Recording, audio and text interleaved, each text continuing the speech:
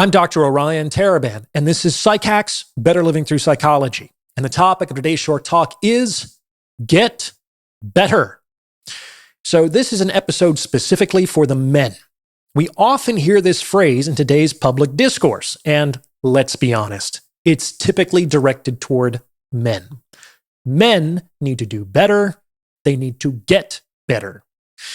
Unfortunately, these exhortations aren't typically very helpful. First and foremost, better hardly constitutes an actionable suggestion. It's a vague, moralistic word, which means that it's grounded in a specific, but often unacknowledged, moral framework. And since it is generally women who are doing this exhorting, you can be reasonably assured that better, in this case, is grounded in a moral framework that privileges their needs and desires. Better, in these cases, is generally gender-based preference masquerading as objective language. Check out my episode, Man Up, for a fuller exploration of this idea. But here's the thing. Men absolutely can be better than they currently are, and it would certainly behoove them to make the effort. So I'm here to provide some specificity and direction to this language so that men can improve themselves within an explicitly acknowledged moral framework. That said, it's pretty difficult for us all to agree on what's good. This is because good and bad don't exist in objective reality. They are anthropocentric terms, and they are always related to specific, if unacknowledged, goals and value systems. Reality, on the other hand, is beyond good and bad, which is what can make confrontation with reality so startling. It feels inhuman because, well, it is. When the lion eats the gazelle, is it good or bad? The closest we can come to answering that question is by putting ourselves in the place of one of those actors and making a judgment based on its presumed values and goals. However, from the eye of nature, it is neither good nor bad. It just is. The upshot is that we have to understand that the terms good and bad always relate to a particular moral framework, which is really just a collection of goals and values. And when that framework isn't explicitly acknowledged, it can lead to a lot of pain and misunderstanding. Now then, even though it's damn near impossible for people to collectively agree on what is good, we are much closer to a consensus on what is bad. And this, in turn, can help us identify certain things that we can practically consider to be inherent goods. For instance, no one in the history of the world, no one has ever seriously prayed to be weaker, to be poorer, or to be uglier. Let's just be real here. No one has ever wanted to be weaker, poorer, or uglier. And this suggests that we all might want to be stronger, richer, and more attractive. And so I think we can make an argument that these three things are the closest we can humanly get to identifying inherent goods. That is, things that are always desirable, independent of the given moral framework. And this allows me to be more specific with my advice. When I say that men can be better, what I'm really saying is that men can be stronger, men can be richer, and men can be more attractive. That is what I'm saying.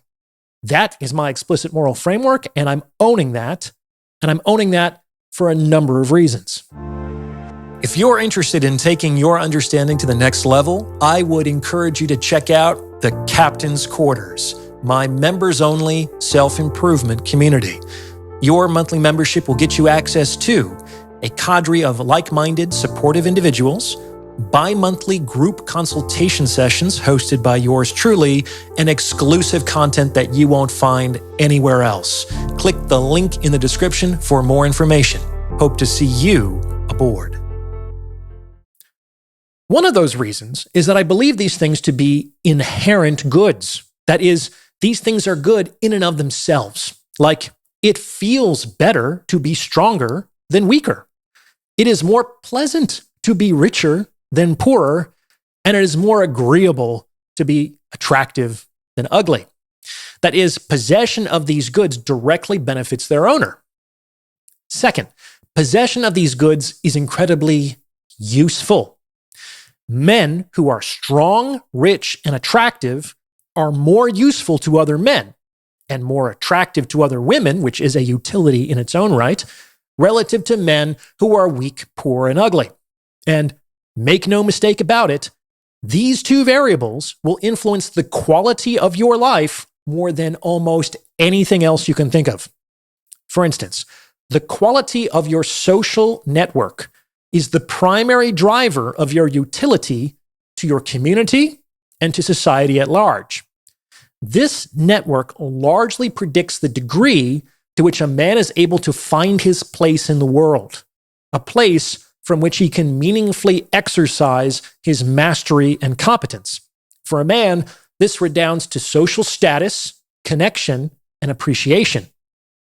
And this will make you useful to other men. What's more, being strong, rich, and attractive will absolutely make a man more attractive to women. Such a man will not only be able to attract more and more attractive women, but he will likely have more stable and satisfying relationships with the women of his choosing. Why? Because, frankly, when a woman perceives a man to be her best option, she is much less likely to rock the boat. She will also be more amenable to residing in your frame, which will make it easier for you to direct and maintain the relationship. Now, you often hear voices in the dominant culture that explicitly push back against these goods. These voices tell us that we shouldn't be so concerned about money, or that it's superficial to worry too much about looks, or that those who cultivate their strength are stupid meatheads who are overcompensating for other deficits. That is, these voices are functionally arguing that these things are not inherent goods, because who would argue against the possession of an inherent good, and that the world would be a better place if these things weren't so important. And I'm here to tell you that you need to be very, very, very cautious about listening to these voices. Why? Think about it. If you do nothing, do you get stronger or weaker? Obviously, if you don't exercise, you get weaker. Again, if you do nothing, do you get richer or poorer? Obviously, if you continue to spend money, which is unavoidable to secure your needs in society, without making an effort to generate income, you get poorer. And once again, if you do nothing, do you get more attractive or less attractive?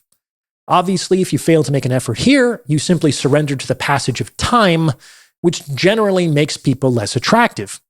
These are all examples of entropy, and they are even more inevitable than death and taxes. Therefore, anyone who argues against actively becoming stronger, richer, and more attractive is actually passively arguing for you to become weaker, poorer, and uglier. And as we've already discussed, no one ever wishes to be weaker, poorer, or uglier.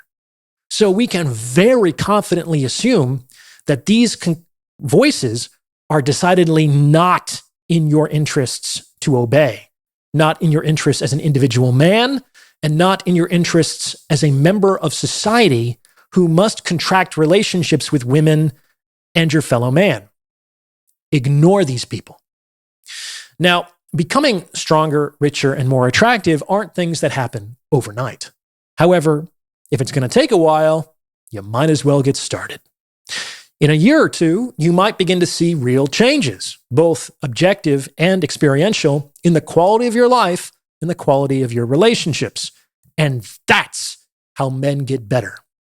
They get better by becoming richer, stronger, and more attractive. There you have it. What do you think? Let me know in the comments below. And please Send this episode to someone who you think might benefit from its message. I know you know someone who needs to hear this because it's word of mouth referrals like this that really help to make the channel grow. Other value propositions?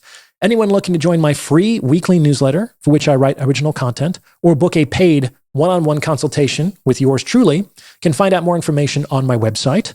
There's also my best-selling book, The Value of Others, in which I explore my economic model of relationships, and my private member community, The Captain's Quarters, where, among other things, I host bi-monthly live group consultation calls.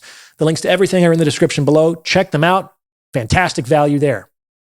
And as usual, I appreciate your support, and thank you for listening.